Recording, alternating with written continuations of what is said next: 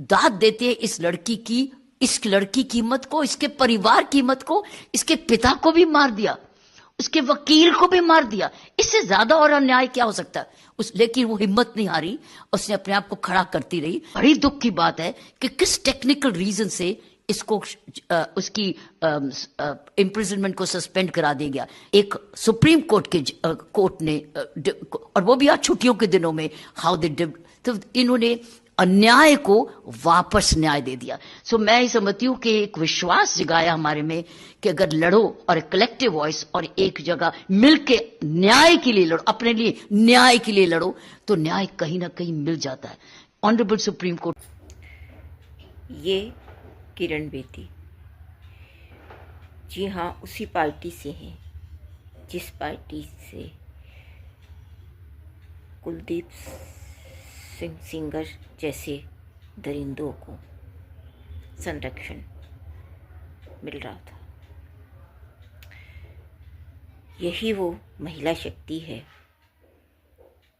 जो भले किसी भी पार्टी में हो, महिला हक अधिकार की अगर कहीं भी बात आती है, महिलाओं पर अत्याचार और अन्याय की अगर कहीं भी बात आती है, तब आवाज़ उठाना जरूरी है। किरण बेदी जी ने यही किया। धन्यवाद किरण बेदी जी। उन्नाव की बेटी को न्याय मिला, लेकिन फांसी ही मिलनी चाहिए। कह भी सही बात है, पर इतना हुआ क्या कम है? इसके लिए सुप्रीम कोर्ट न्याय के मंदिर को धन्यवाद बनता है। देश की आधी आबादी हम महिलाओं की उम्मीद न्याय के मंदिर सुप्रीम कोर्ट से ही थी, और सुप्रीम कोर्ट ने हमारी उम्मीद बनाए रखी। उम्मीद के ऐसे ही हम देश की आबादी महिलाओं के लिए हमेशा न्याय के मंदिर में उम्मीद और संरक्षण हमेशा बना रहेगा।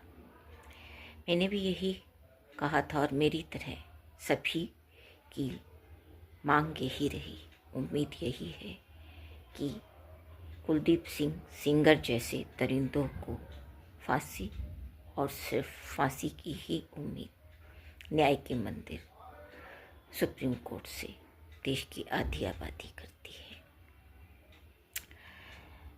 इसमें जो भी सहयोग महिलाओं ने किया, एकजुटता दिखाई, वही हमारी सबसे बड़ी ताकत है। लेकिन इस महिला का क्या करें? ऐसी महिलाएं भी इतनी है तो बात क्यों किसी की मचा जिंदगी खराब हो गई, बच्ची थी वो, अब कह रही हैं आप हाथ तब मचा रहे। अगर आपकी बेटी के साथ होता तो फिर तब भी आप ऐसे ही करते। धन्यवाद धन्यवाद, मैंने दे दिए सारे प्रश्नों के जवाब दे। क्या ये सजा की पात्र हैं, या फिर ऐसी महिलाएं ही जब ऐसे दरिंदों के लिए